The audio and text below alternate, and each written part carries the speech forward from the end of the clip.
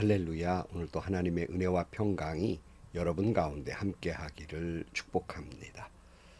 오늘도 본문의 말씀을 통해서 나에게 말씀하시는 하나님의 그 말씀을 듣는 은혜로운 시간이 되기를 축복합니다.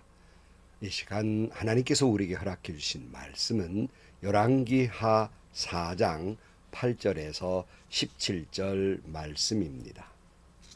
하루는 엘리사가 수넴 마을을 지나게 되었는데 그곳에 한 부유한 여인이 있었다. 그가 엘리사에게 음식을 대접하고 싶어 하여 엘리사는 그곳을 지나칠 때마다 거기에 들러서 음식을 먹곤 하였다. 그 여인이 자기 남편에게 말하였다. 여보, 우리 앞을 늘 지나다니는 그가 거룩한 하나님의 사람인 것을 내가 압니다. 이제 옥상에 벽으로 둘러친 작은 다락방을 하나 만들어서 거기에 침대와 탁자와 의자와 등잔을 갖추어 놓아둡시다. 그래서 그가 우리 집에 들르실 때마다 그곳에 들어가서 쉬시도록 합시다. 하루는 엘리사가 거기에 갔다가 그 다락방에 올라가 누워 쉬게 되었다. 엘리사가 자기의 젊은 시종 게하시에게 수넴 여인을 불러오라고 하였다. 게하시가 그 여인을 불러오니 그 여인이 엘리사 앞에 섰다. 엘리사가 게하시에게 말하였다. 부인께 이렇게 여쭈어라. 부인, 우리를 돌보시느라 수고가 너무 많소. 내가 부인에게 무엇을 해드리면 좋겠소. 부인을 위하여 왕이나 군 사령관에게 무엇을 좀 부탁해 드릴까요? 그러나 그 여인은 대답하였다. 저는 저의 백성과 한데 어울려 잘 지내고 있습니다. 엘리사가 게하시에게 물었다. 그러면 내가 이 부인에게 무엇을 해주면 좋을까? 게하시가 대답하였다. 생각나는 것이 있습니다. 이 부인에게는 아들이 없습니다. 그의 남편은 너무 늙었습니다. 엘리사가 게하시에게 그 여인을 다시 불러오게 하였다. 게하시가 그 여인을 부르니 그 여인이 문 안으로 들어섰다. 엘리사가 말하였다. 내년 이맘때가 되면 부인께서는 품에 한 아들을 안고 있을 것이요. 여인이 대답하였다. 그런 말씀 마십시오. 예언자님, 하나님의 사람께서도 저 같은 사람에게 농담을 하시는 것입니까? 그러나 그 여인은 임신하였고 엘리사가 말한 대로 다음에 같은 때에 아들을 낳았다. 아멘. 우리는 엘리야의 시대가 지나가고 또 이제 엘리사의 시대가 와서 그의 사역이 계속되고 있습니다. 그 이야기 속으로 더욱 들어가 봅니다. 오늘 8절 말씀은 이런 말씀이에요. 하루는 엘리사가 수넴 마을을 지나게 되었다. 그곳에 한 부유한 여인이 있었다. 그가 엘리사에게 음식을 대접하고 싶어하여 엘리사는 그곳을 지나칠 때마다 거기에 들러서 음식을 먹곤 하였다. 그 여인이 자기 남편에게 말하였다. 여보, 우리 앞을 늘 지나다니는 그가 거룩한 하나님의 사람인 것을 내가 압니다. 이제 옥상에 벽으로 둘러친 작은 다락방을 하나 만들어서 거기에 침대와 탁자와 의자와 등잔을 갖추어 놓아둡시다. 그래서 그가 우리 집을 들르실 때마다 그곳에 들어가서 쉬시도록 합시다. 하루는 엘리사가 거기에 갔다가 그 다락방에 올라가서 누워 쉬게 되었다. 엘리사가 수넴 마을을 지날 때마다 한 부유한 여인이 늘 엘리사를 대접하기를 원했습니다. 그래서 지나갈 때마다 이 여인이 그냥 엘리사를 못 지나가게 하기 때문에 그 집에 들려서 이제 음식을 먹곤 하였는데 이 여인은 거기에 그치지 아니하고 그 옥상에다가 다락 하나를 만들어서 다락방을 만들어서 거기를 잘 쉴 수 있도록 쉼의 장소를 만들고 엘리사가 쉬도록 섬겨 드린 것입니다. 근데 이 여인의 행동을 보면 참 지혜롭다 하는 생각이 드는 것이 아무리 좋은 일이라도 그는 남편의 의견을 반드시 묻고 있습니다. 그래서 어떻게 했으면 좋을까 하는 그러한 상의를 하는 모습을 보게 됩니다. 여러분, 하나님을 섬기는 일이 아무리 귀한 일이라 할지라도 내 마음대로 부부가 있는데 내 마음대로 해서는 안 되는 것입니다. 반드시 부부가 한 마음을 같이 해서 합의하여 섬기고 섬기고 또 헌신해야 하는 것입니다. 그것이 지혜로움이며 또한 더욱 하나님께는 영광이고 가정에는 은혜와 축복이 되는 일입니다. 그리고 사랑하는 성도 여러분, 이 수냄 여인처럼 목회자가 말씀을 잘 연구하고 기도하고 쉼을 가질 수 있도록 섬겨드리고 도와주어야 합니다. 엘리야에게는 사르밧 여인의 섬김이 있었고 엘리사에게는 오늘 본문의 수냄 여인의 섬김이 있었으며 예수님에게는 막달라 마리아와 다른 여인들이 있었고 사도 바울에게는 베베와 브리스가와 여러 여인들의 섬김이 있었어요. 목회는 혼자 하는 것이 아닙니다. 돕는 분들이 있는 거예요. 저도 은퇴한 후에 가만히 되돌아보면 참 저를 위해서 이름도 없이 빛도 없이 섬겨주셨던 우리 권사님들, 집사님들 이런 분들에 대한 고마움을 지금도 간직하고 있습니다. 다시 말씀드리지만 저 혼자 목회한 게 아니거든요. 장로님 또 우리 부교역자들 섬겨주선 권사님들 많은 분들이 도움이 있었기에 목회를 잘 마칠 수 있었다고 생각을 합니다. 근데 제가 처음 이제 부목사로 있다가 담임 목사로 나왔는데 우리 교인들이 얼마나 참 극진히 섬겨주시는지 참 제가 익숙하지를 못해서 몸둘 바를 몰라 했습니다. 이런 섬김을 내가 받아도 되나? 이런 생각을 가지고 있을 때 이 말을 들은 선배 목사님으로부터 꾸지람을 들었습니다. 그것은 뭐냐면 이 사람아 누가 자네 보고 그렇게 섬기는 줄 아는가? 그들이 믿음으로 섬기는 일이니까 섬겨줄 때 그들의 믿음을 보고 하나님 보고 섬겨주는 일이니까 잘 오히려 그분들을 위해 기도해주고 축복해 줘야 한다네라는 말씀을 들었습니다.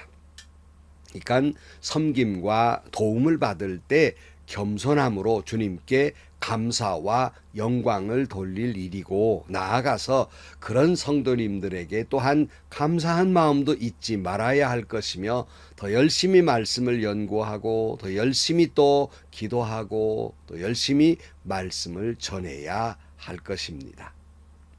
엘리사도 이런 같은 마음이었던 것 같아요. 어떻게 하면 이 섬김에 보답을 할 수 있을까 그런 마음을 가졌던 것 같습니다. 그래서 12절 말씀에 보면 엘리사가 자기의 젊은 시종 게하시에게 수냄 여인을 불러오라고 하였다. 게하시가 그 여인을 불러오니 그 여인이 엘리사 앞에 섰다.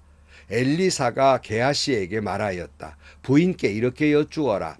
부인, 우리를 돌보시느라 수고가 너무 많소. 내가 부인에게 무엇을 해드리면 좋겠소. 부인을 위하여 왕이나 군사령관에게 무엇을 좀 부탁해 드릴까요? 그러나 그 여인은 대답하였다. 저는 저의 백성과 한데 어울려 잘 지내고 있습니다. 그랬어요.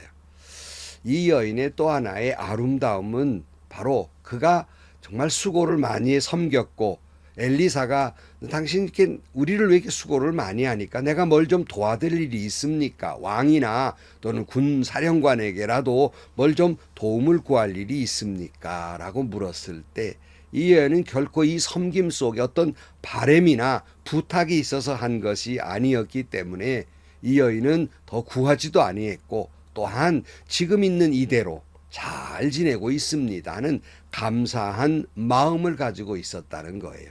참 이 여인은 보지 않아도 행복한 삶을 살고 있다고 할 수 있겠습니다. 섬김의 사람은 항상 행복한 거예요.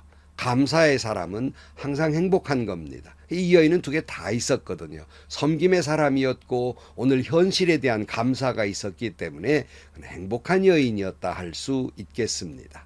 엘리사가 뭘 좀 도와주고 싶은데 구하지 않으니까 게하시에게 다시 물었어요. 오늘 14절 말씀.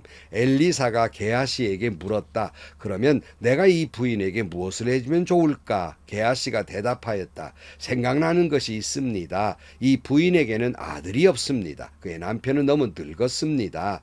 엘리사는 게하시에게 그 여인을 다시 불러오게 하였다. 게하시가 그 여인을 부르니 그 여인이 문 안으로 들어섰다. 엘리사가 말하였다. 내년 이맘때가 되면 부인께서는 품에 한 아이를 안고 있을 것이요. 여인이 대답하였다. 그런 말씀 마십시오. 예언자님, 하나님의 사람께서도 저 같은 사람에게 농담을 하시는 겁니까? 그러나 그 여인은 임신하였고 엘리사가 말한 대로 다음에 같은 때에 아들을 낳았다.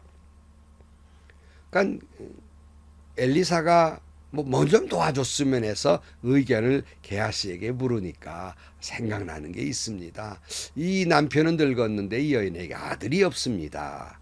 이렇게 이야기를 하게 됩니다. 이 여인을 다시 불러서 이런 얘기를 하지요. 내년 이맘때 이제 아들을 품에 안고 있을 것이요라고 하니까 이 여인이 지금 농담하시는 겁니까? 하고 웃어 넘겼습니다.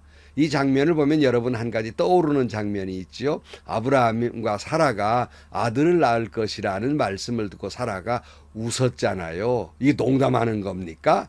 불가능해 보였거든요. 그러나 하나님의 능력은 섬김과 감사에 행복한 이 여인에게 하나님께서 구하지 않은 것까지라도 자녀의 축복을 주시게 됩니다. 성경을 보면 하나님께 수도 구하지 아니하고 부도 구하지 아니하고 지혜를 구했던 솔로몬에게 이렇게 말씀하신 적이 있어요. 열왕기상 3장 13절 말씀에 나는 또한 내가 달라고 하지 아니한 부귀와 영화도 모두 너에게 주겠다. 내 일생 동안 왕 가운데에서 너와 견줄 만한 사람이 없을 것이다. 그랬어요.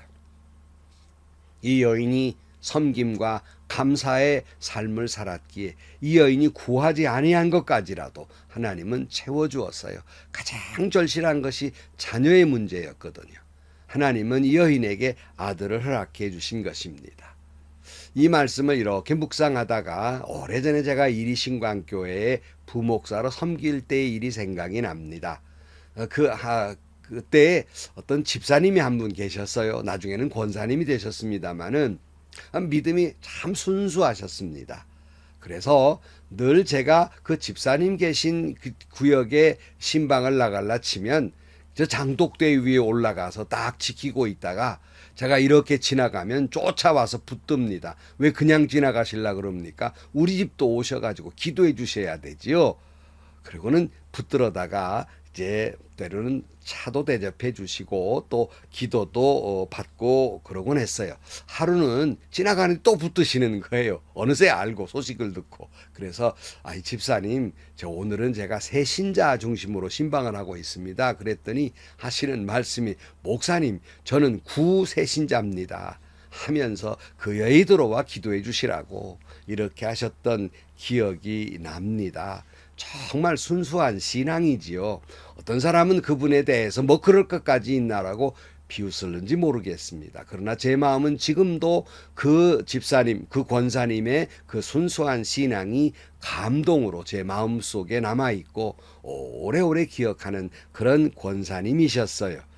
후에 그 아드님이 제가 이 전주로 와서 이제 섬기는데 그 아드님이 저희 교회에 오셔서 그 어머니와 같이 저를 잘 섬겨 주었어요. 바로 그분이 저희 교회 장로님이 되셔서 제가 은퇴한 후에도 교회를 잘 섬기는 이응만 장로님이란 분이 계십니다. 사랑하는 성도 여러분, 여러분의 섬김과 감사는 구하지 아니해도 하나님은 여러분들에게 복을 주실 것입니다. 그 복이 여러분 당대에도 주실 것이지만 여러분의 자녀에게 수냄 여인에게 이 자녀의 복을 준 것처럼 하나님이 여러분의 자녀에게도 복을 주실 것입니다. 믿음도 주실 것이고 이와 같은 순수한 신앙의 사람으로 하나님께서 복되게 하실 것입니다. 성도 여러분, 오늘 또 우리는 수냄 여인처럼 섬김의 사람이며 감사의 사람이며 지혜의 사람이 되셔서 하나님의 복을 받되 구하지 아니한 것까지라도 복을 받고 여러분에게 자녀의 축복이 있기를 주의 이름으로 간절히 축원합니다. 기도하시겠습니다. 하나님 아버지, 수냄 여인의 아름다운 모습을 저희들 보게 됩니다. 이 여인의 섬김과 이 여인의 감사와 이 여인의 지혜로움, 이 모든 이 신앙 인격의 아름다움을 저희들이 다시 한번 깨닫게 해주시고, 이 말씀을 듣는 모든 분들에게 이 여인과 같은 그런 믿음과 섬김과 감사가 있게 하시고, 이 여인이 구하지 아니한 것까지라도 자녀의 복을 준 것처럼 우리 이 말씀을 듣고 있는 성도들에게 구하지 아니한 것까지라도 하나님 복 주시고 자자손손 믿음의 복을 허락하여 주옵소서. 예수님의 이름으로 기도하옵나이다. 아멘. 늘 제가 하는 말이 있습니다. 사도 바울이 바울이었던 것은 혼자만의 힘이 아니었어요. 물론 첫째는 하나님의 은혜였지만 그분 주변에는 돕는 사람들이 많았습니다. 기도해 주었고 선교 헌금으로 돕기도 했고 함께 해 주었기에 바울이 바울로서 사역을 마칠 수 있었습니다. 말씀을 듣는 여러분이 섬기는 교회의 목사님들, 사도 바울처럼 예수님처럼 그렇게 목회할 수 있도록 여러분이 도와주셔야 됩니다. 기도하셔야 되고 섬겨주셔야 되고 도와주셔야 그 사명을 감당할 수 있을 것입니다. 또한 말씀을 듣는 목사님 여러분, 목회는 혼자 하는 것이 아닙니다. 장로님들과 부교역자들과 우리 권사님, 집사님들과 함께 기도하고 울고 웃어가면서 서로 섬기면서 서로 감사하는 마음을 품을 때 아름다운 목회가 되는 것입니다.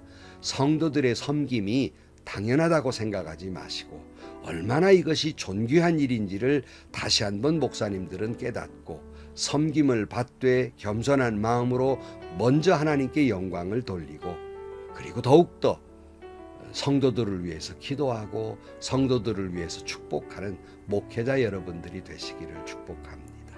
행복하시고요.